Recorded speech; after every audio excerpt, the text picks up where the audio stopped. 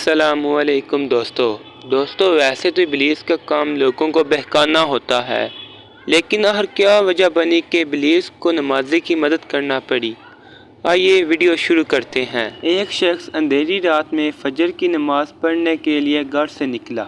اندھیرے کی وجہ سے اسے ٹھوکر لگ گئی اور وہ منہ کے بل کیچڑ میں گر گیا۔ کیچڑ سے اٹھ کر وہ گھر واپس آیا اور لباس تبدیل کر کے دوبارہ مسجد کی طرف چل دیا۔ ابھی چند قدم ہی چلا تھا کہ دوبارہ اسے ٹھوکر لگی اور وہ دوبارہ کیچڑ میں گر گیا۔ کیچڑ سے اٹھ کر وہ پھر دوبارہ اپنے گھر گیا، لباس بدلا اور مسجد جانے کے لیے دوبارہ گھر سے نکلا۔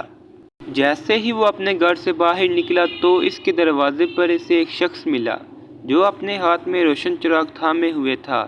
چراغ والا شخص چپ چاپ نمازی کے آگے مسجد کی طرف چل دیا۔ اس مرتبہ چراغ کی روشنی میں نمازی کو مسجد پہنچنے میں کسی دشواری کا سامنا نہیں کرنا پڑا۔ وہ خیریت سے مسجد پہنچ گیا۔ مسجد کے دروازے پر پہنچ کر چراغ والا شخص رک گیا۔ نمازی اسے چھوڑ کر مسجد داخل ہو گیا اور نماز ادا کرنے لگا۔ نماز سے فارغ ہو کر وہ مسجد کے باہر آیا تو وہ چراغ والا شخص اس کا انتظار کر رہا تھا تاکہ اس نمازی کو چراغ کی روشنی میں گھر چھوڑ آئے۔ جب نمازی گھر پہنچ گیا تو نمازی نے اجنبی شخص سے پوچھا، آپ کون ہیں؟ اجنبی شخص بولا، سچ بتاؤں تو میں ابلیس ہوں۔ نمازی کی تو حیرت کی انتہا نہ رہی۔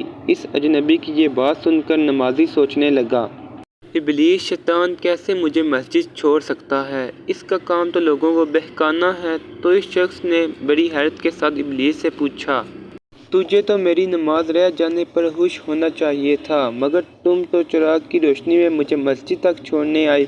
ابلیس نے جواب دیا کہ جب تمہیں پہلی ٹھوکر لگی اور تم لباس تبدیل کر کے مسجد کی طرف پلٹے تو اللہ تعالیٰ نے تیرے سارے گناہ معاف فرما دیے۔